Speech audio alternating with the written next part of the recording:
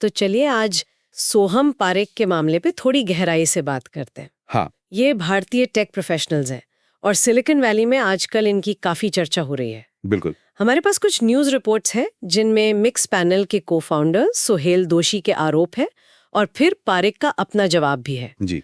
तो आज हम यही समझने की कोशिश करेंगे कि ये मतलब पूरा मामला है क्या और क्यों ये रिमोट वर्क और हायरिंग में जो विश्वास होता है उस पर एक बड़ी बहस छेड़ रहा है। हाँ, और ये बात दिलचस्प इसलिए है, देखिए, क्योंकि ये सिर्फ एक इंसान की कहानी नहीं है। ये असल में टेक स्टार्टअप्स की दुनिया में, और वो भी इस रिमोट वर्किंग के जमाने में, नैतिकता, पारदर्शिता और भरोसे जैसे बड़े सवाल खड़े कर रहे हैं। सही बात है। मतलब ये सिर्फ कोई रूल तोड़ दें जैसा मामला नहीं है। ये उस विश्वास की नींव पर चोट है जिस पर खासकर नई कंपनियां टिकी होती हैं। अच्छा, तो कहानी शुरू कहाँ से हुई?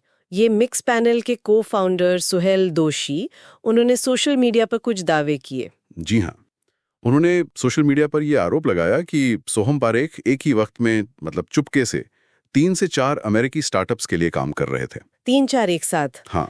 और दोशी का कहना है कि पारेख ने खास तौर पर जो मशहूर स्टार्टअप एक्सेलरेटर है वाई कॉम्बिनेटर, उससे जुड़ी नई कंपनियों को निशाना बनाया, उन्हें धोखा दिया। ओहो। उन्होंने पारेख का सीवी भी शेयर किया जिसमें कई कंपनियों का जिक्र था, जैसे Dynamo AI, Union AI, Synthesia, Allen AI. और ये इशारा भी किया कि शायद पारेख का जो वर्क पोर्टफोलियो है वो थोड़ा बढ़ा चढ़ाकर दिखाया गया हो। मतलब शायद सच ना हो बुरा। हाँ, या बढ़ा चढ़ाकर। और दोषी ने ये भी बताया कि पब्लिक में जाने से पहले उन्होंने पारेख से बात करने की कोशिश की थी। अच्छा, तो डायरेक्ट बात करने की कोशिश हुई थी पहले। जी, लेकिन यहाँ ये समझना जरूरी है, जैसा दोषी ने साफ किया, कि मुद्दा सिर्फ एक से ज्यादा नौकरी करने का नहीं है। हाँ, जिसे लोग मून लाइटिंग कह देते हैं। बिल्कुल। मुख्य आरोप है धोखाधड़ी का, मतलब झूठ बोलना, काम पूरा न करने का नाटक करना। अच्छा। और एक साथ कई एम्प्लॉयर्स को अंधेरे में रखना। ये तो गंभीर आरोप है। बहुत। दोषी ने तो यहाँ तक दावा किया कि मिक्स पैनल में जब पारेख थोड़े समय के लिए थे तो उन्होंने लगभग कुछ भी नहीं किया। कुछ भी नहीं? उनके दावे के अनुसार। तो ये उस मल्टीटास्किंग से बिल्कुल अलग है जहां कोई अपनी सारी जिम्मेदारियां ठीक से निभा रहा हो। हाँ, वो बात तो है। देखिए, स्टार्टअप्स, खासकर जो शुरुआती दौर में होते हैं, वो अपनी छोटी और भरोसेमंद टीम पर बहुत ज्यादा निर्भर करते हैं। और इस तरह का जो कथित धोखा है वो उनके लिए बहुत नुकसानदेह हो सकता है। समझ सकती हूँ। अच्छा, पारेख की बैकग्राउंड की बात करें तो मुंबई यूनिवर्सिटी से बैचलर और जॉर्जिया टेक से मास्टर्स हैं। जी। तो अब इस सब पर पारेख का क्या कहना है? उनका भी तो जवाब आया है। हाँ, उनका भी जवाब आया है। उन्होंने सोशल मीडिया पर कहा कि भाई उनके बारे में बहुत कुछ कहा जा रहा है, लेकिन ज्यादातर लोगों को पूरी कहानी नहीं पता। वो खुद को एक ऐसे व्यक्ति की तरह पेश कर रहे हैं जिसे हमेशा से चीजें बिल्ड करना, मतलब कुछ बनाना पसंद है। अच्छा, एक बिल्डर वाली इमेज। हाँ, लेकिन जिसे अलग थलग महसूस कराया गया, खारिज किया गया। ये तो बिल्कुल अलग ही एंगल है। जी। उनका जवाब काफी दिलचस्प है। उन्होंने आरोपों का, मतलब पॉइंट बाय पॉइंट जवाब नहीं दिया। नहीं, बल्कि अपनी एक अलग कहानी सामने रखी है। वो कह रहे हैं कि उन्होंने अब एक वीडियो एआई स्टार्टअप के साथ फाउंडिंग इंजीनियर के तौर पर एक्सक्लूसिव डील साइन की है। अच्छा, नई जॉब। हाँ, जो जल्दी लॉन्च होने वाली है। वो कहते हैं कि वो नाराज हैं और उनके पास साबित करने के लिए कुछ है। एक तरह से चैलेंज ले रहे हैं वो। बिल्कुल।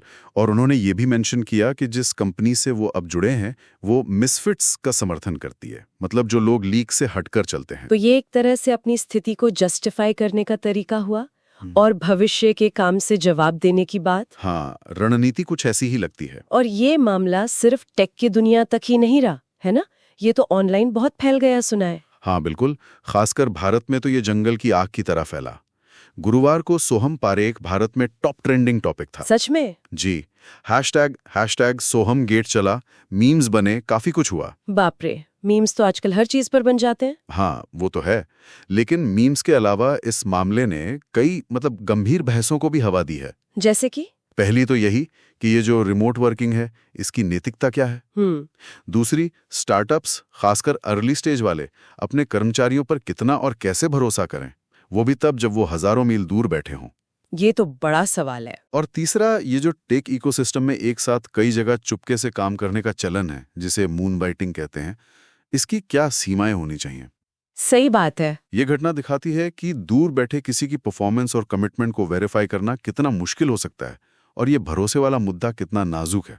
तो कुल मिलाकर हमारे सामने दो बिल्कुल अलग अलग नैरेटिव हैं। जी। एक तरफ धोखाधड़ी, झूठ और विश्वासघात के गंभीर आरोप, और दूसरी तरफ एक महत्वाकांक्षी बिल्डर की कहानी जिसे लगता है कि उसे गलत समझा गया और जो अब खुद को साबित करना चाहता है। बिल्कुल। सच शायद इन दोनों के बीच कहीं हो, या हो सकता है वक्त के साथ और साफ हो। हाँ, ये तो वक्त ही बताएगा। लेकिन ये हमें एक बड़े सवाल पर सोचने के लिए मजबूर करता है। क्या? अगर इस खास मामले से हटकर भी सोचें, तो इस दौर में जहां रिमोट वर्क इतना आम हो गया है और कमिटमेंट की निगरानी मुश्किल है, हाँ, तो कंपनियां अपनी हायरिंग और मैनेजमेंट प्रैक्टिसेस को कैसे बेहतर बना सकती हैं? ये सोचने वाली बात है। मतलब भविष्य के वर्कप्लेस में ये भरोसा बनाने और उसे बनाए रखने के लिए क्या जरूरी होगा? ये सवाल तो वाकई अहम है। बिल्कुल। और इन पर संगठनों को और प्रोफेशनल्स को दोनों को ही सोचने की जरूरत है।